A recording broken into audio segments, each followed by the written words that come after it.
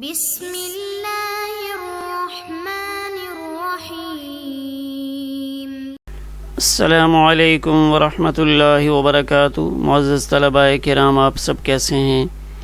آج ہم کتاب ہدایہ رابع میں سبق نمبر 213 کو پڑھ رہے ہیں۔ ہمارے آج کے سبق کا عنوان ہے مستور الحال اور کافر کے قول کا حکم۔ آئیے پہلے اپنے آج کے سبق کی عبارت کو پڑھتے ہیں۔ بسم اللہ الرحمن الرحیم۔ اما الدیانات فلا یکثر وقوعها حسب وقوع المعاملات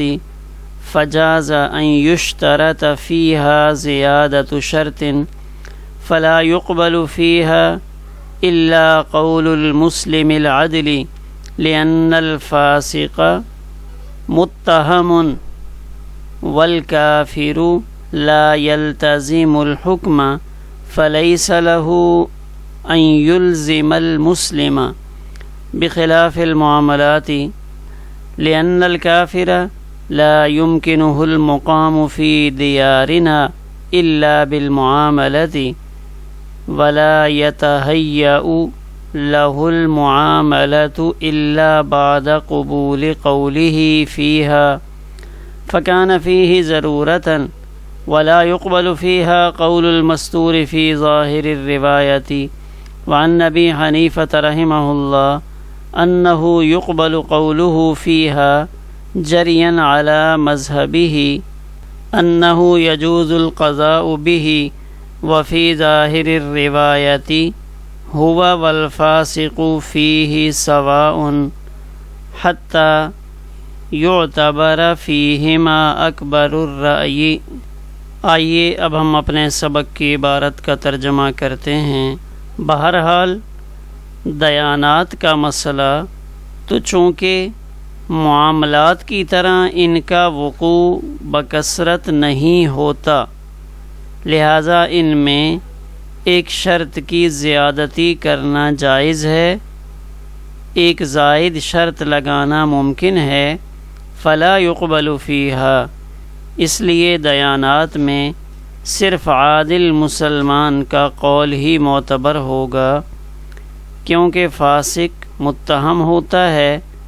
اور کافر خود حکم کا پابند نہیں ہوتا، لہذا اسے یہ اختیار نہیں ہوگا کہ وہ مسلمان پر کچھ لازم کرے، الزام حکم کرے، بخلاف معاملات کے۔ لأن الكافر لا يمكنه المقام في ديارنا، اس لیے کہ ایک کافر کے لیے ہمارے ملکوں میں ٹھہرنا وہ معاملہ کے ذریعے ہی ممکن ہے۔ ولا يتهيأ له المعاملة، اور معاملہ یعنی معاہدہ کے کاغذات اس کے لیے اسی وقت تیار ہو سکتے ہیں جب اس معاملہ میں اس کافر کے قول کو قبول کیا جائے، لہٰذا اس میں ضرورت پائی گئی، تو جب ضرورت پائی گئی تو فیقبل، کافر کا قول معاملات میں قبول کیا جائے گا۔ ولا يقبل فيها قول المستور في ظاہر الرواية، دیانات کے باب میں مستور الحال شخص کے قول کو قبول نہیں کیا جائے گا ظاہر الروایہ کے مطابق، اور امام ابو حنیفہ رحمہ اللہ سے منقول ہے کہ دیانات میں مستور الحال شخص کے قول کو بھی قبول کیا جائے گا، جیسا کہ امام ابو حنیفہ رحمہ اللہ کا مذہب یہ ہے انہ یجوز القضاء بہ، کہ مستور الحال شخص کی گواہی پر فیصلہ دینا جائز ہے، تو اس پر چلتے ہوئے دیانات کے باب میں بھی اس کی بات قابل قبول ہوگی۔ وفی ظاہر الروایہ، اور ظاہر الروایہ میں یہ بھی ہے کہ مستور الحال اور فاسق اس میں برابر ہیں، حتی یعتبر فیہما اکبر الرأی، یہاں تک کہ ان دونوں سے متعلق غالب رائے کا اعتبار ہوگا۔ آئیے اب ہم اپنے سبق کی تشریح کرتے ہیں۔ تو ہمارے آج کے سبق میں کافر فاسق ان کی بات کس حد تک قابل قبول ہے، کن معاملات میں قابل قبول ہے، تو اس کی تفصیل بیان کر رہے ہیں۔ یہ فرما رہے ہیں امت دیانات فلا یکثر وقوعها حسب وقوع المعاملات۔ پہلے تو ایک تناسب ذکر کیا، صاحب ہدایہ فرماتے ہیں کہ اس دنیا کے اندر معاملات یہ زیادہ ہیں، دیانات سے تعلق رکھنے والی چیزیں کم ہیں۔ تو جب ایک چیز کثرت سے پائی جاتی ہو اور ایک چیز قلیل الوقوع ہو، تو اس پر فقہا یہ فرماتے ہیں کہ جو کثیر الوقوع ہے اس کے اندر نرمی پیدا کی جائے گی، اس کے لیے سخت احکامات نہیں رکھے جائیں گے، اس میں جہاں شریعت مطہرہ سے آسانی کا راستہ نکل سکتا ہو تو کثیر الوقوع معاملات میں آسانی کے پہلو کو دیکھا جائے گا۔ ہاں قلیل الوقوع معاملات ان کے اندر احکامات میں کسی حد تک شرائط کا اضافہ ہو سکتا ہے، اس میں کچھ اضافی چیزیں بھی شامل کی جا سکتی ہیں، کیوں کہ ان کا وقوع کبھی کبھار ہے، لیکن جن کا وقوع کثیر ہے، ہر وقت ان کا وقوع ہوتا ہے، تو اگر اس میں سخت قسم کی شرائط لاگو کر دی جائیں تو پھر اس دنیا کا نظام چلانا مشکل ہو جائے گا۔ تو اس لیے یہ فرمایا کہ دیانات چونکہ معاملات کے مقابلے میں کم ہیں، فجاز ان یشترط فیہا زیادۃ شرط، تو اس میں اس بات کی گنجائش موجود ہے کہ دیانات میں عدالت کی شرط کا اضافہ کر دیا جائے، کہ دیانت کے باب میں ایسے شخص کی بات لی جائے گی جو عادل ہو، فلا یقبل فیہا الا قول المسلم العادلی، کہ اس میں صرف ایسے مسلمان کا قول معتبر ہوگا جس پر عدالت کی تعریف صادق آتی ہو، جو عادل ہو، تو صرف مسلمان کی بات معتبر ہوگی۔ آگے فاسق اور کافر ان دونوں کی نفی کر رہے ہیں، لأن الفاسق متہم، اس لیے کہ فاسق تو خود ہی متہم ہے، کیونکہ فاسق ظالم خود ہی کذاب ہوتا ہے، جھوٹ بولتا ہے، اس کے ماتھے پر کذب کی تہمت لگی ہوتی ہے، اس کے ماتھے پر کذب عیاں ہوتا ہے، تو جب وہ فاسق دوسری جگہوں پہ جھوٹ بول سکتا ہے تو بہت ممکن ہے یہاں جو وہ بات کر رہا ہے اس میں جھوٹ بول رہا ہو۔ اس لیے دین کے معاملے میں فاسق کی بات معتبر نہیں ہوگی۔ مثلا ایک آدمی ادھر ادھر جھوٹ بولتا ہے، تو اب اگر کوئی اس سے پوچھتا ہے کہ یہ جو سامنے پانی کھڑا ہے یہ پاک ہے یا ناپاک ہے، تو اس کے ذہن میں چونکہ شرارت کا مادہ ہے تو بہت ممکن ہے کہ وہ ناپاک پانی کو پاک قرار دے دے۔ تو فاسق چونکہ متہم ہے اس لیے اس کا قول دیانات کے باب میں نہیں لیا جائے گا۔ والکافر لا یلتزم الحکم، چلیں فاسق مسلمان ہے، کسی نہ کسی درجے میں ہے، اس پر احکامات تو لاگو ہوتے ہیں، یہ بھی پابند ہے، لیکن کافر تو اس دائرے سے باہر ہے، کافر پر حکم کا التزام ہے ہی نہیں، یعنی کافر پر اسلام کے جو احکامات ہیں وہ لاگو نہیں ہو رہے، وہ ان احکامات کو نہیں لے رہا چونکہ اس نے اسلام قبول نہیں کیا۔ تو جب کافر خود حکم کا پابند نہیں ہے، لا یلتزم الحکم، اپنے اوپر حکم کو لازم نہیں کرتا، فلیس لہ، اب اس کافر کو بھی یہ حق نہیں ہے کہ وہ کسی مسلمان پر کوئی حکم لاگو کرے، کوئی فیصلہ اس کے اوپر نافذ کرے، تو کافر کو بھی یہ حق نہیں ہے۔ تو اس لیے دیانت کے باب میں مسلمان عادل شخص کی بات کو تو لیا جائے گا، فاسق اور کافر کی بات کو نہیں لیا جائے گا۔ تو کہتے ہیں دیانات کا باب الگ ہے، بخلاف المعاملات، البتہ معاملات میں کچھ گنجائش کر دی گئی، تھوڑی سی ڈھیل دی گئی۔ کیوں؟ اس لیے کہ کوئی کافر معاملات کے بغیر حقیقی اسلامی ریاست میں نہیں رہ سکتا، لا يمكنه المقام فی دیارنا الا بالمعاملات، کوئی صورت نہیں ہے جب تک کہ وہ ویزا نہ لے، کوئی معاہدہ نہ کرے، تو جب تک وہ معاہدہ نہیں کرتا یہاں نہیں رہ سکتا۔ اب جب معاہدہ ہوگا، ایک کافر کسی حقیقی اسلامی ریاست میں جب ویزے کی درخواست دے گا تو اس میں کچھ باتیں وہ ہماری تسلیم کرے گا، کچھ چیزیں ہمیں بھی اس کی تسلیم کرنی پڑیں گی۔ تو کہتے ہیں دیکھیں جب یہ معاہدہ ہو رہا ہے، کوئی کافر ہمارے ملک میں آنا چاہتا ہے یا ٹھہرنا چاہتا ہے، تو اس وقت ان مخصوص باتوں میں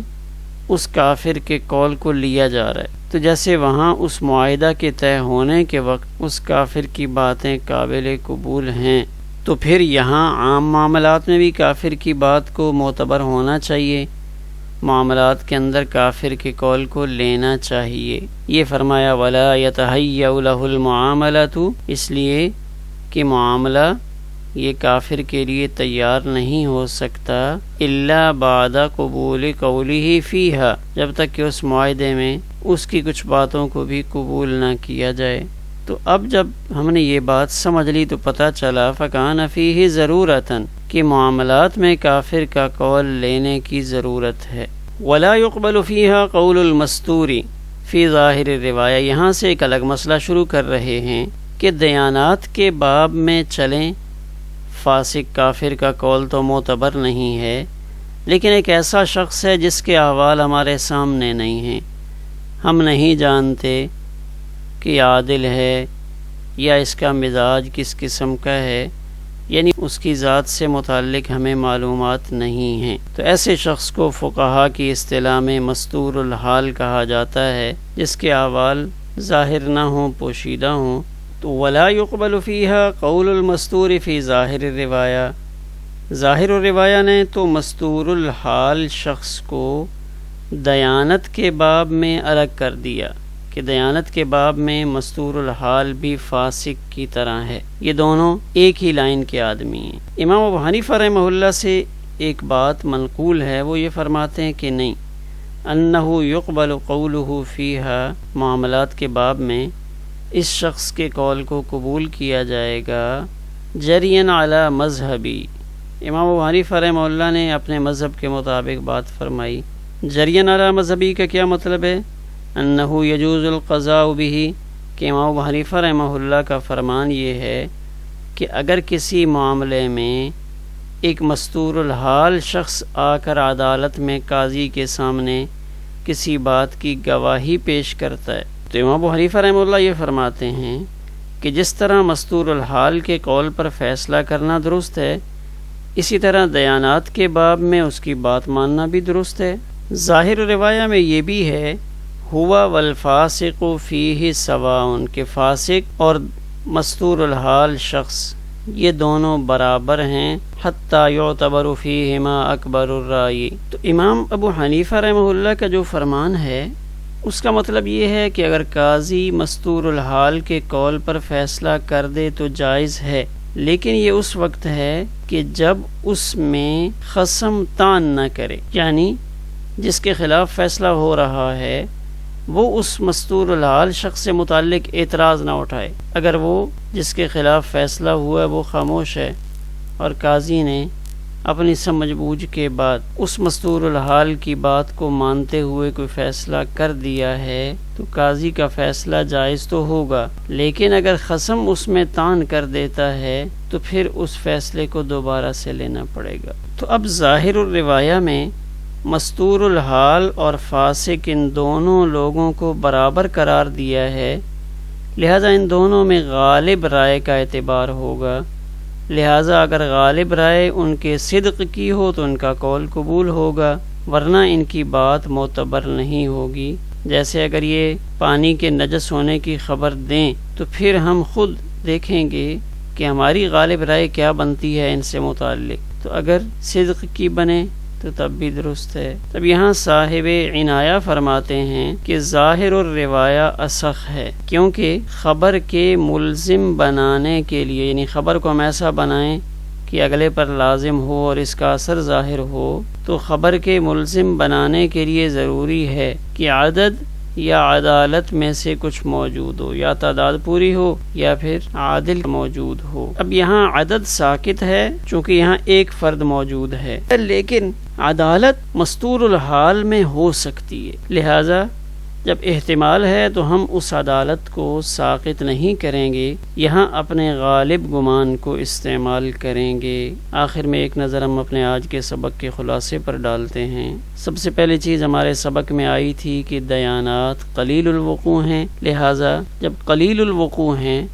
تو اس میں اضافی شرط یعنی عادل ہونا اس کو شامل کیا جا سکتا ہے۔ فاسق اور کافر کی بات لینے کے اعتبار سے یہ حکم بیان کیا کہ دیانات کے باب میں تو فاسق اور کافر کی بات کو نہیں لیا جائے گا، لیکن معاملات کے اندر فاسق اور کافر دونوں کی بات لی جائے گی۔ تو گویا کہ کافر کا حقیقی اسلامی ریاست میں مقام یہ ہے کہ وہ مسلمان حکومت کا پابند ہے، اگر اس کو اجازت ملتی ہے تو وہ اس اجازت کو لے کر یہاں رہ سکتا ہے، اور یہاں رہتے ہوئے بھی اس کو اس اسلامی ریاست کے وضع کردہ قوانین کی پابندی بہرحال کرنی ہوتی ہے۔ مستور الحال شخص کے قول کا حکم۔ مستور الحال شخص کے متعلق امام ابو حنیفہ رحمہ اللہ تو یہ فرماتے ہیں کہ جب اس کی بات کو سن کر قاضی فیصلہ دے سکتا ہے، یعنی اتنا بڑا کام جب مستور الحال کی گواہی پر ہو سکتا ہے تو پھر یہاں کوئی فیصلہ تو نہیں ہے، لہذا جیسے وہاں اس مستور الحال شخص کی بات کو قبول کیا جاتا ہے، یہاں بھی اس کی بات کو قبول کر لیا جائے گا۔ ہمارا آج کا سبق اسی پر مکمل ہوا۔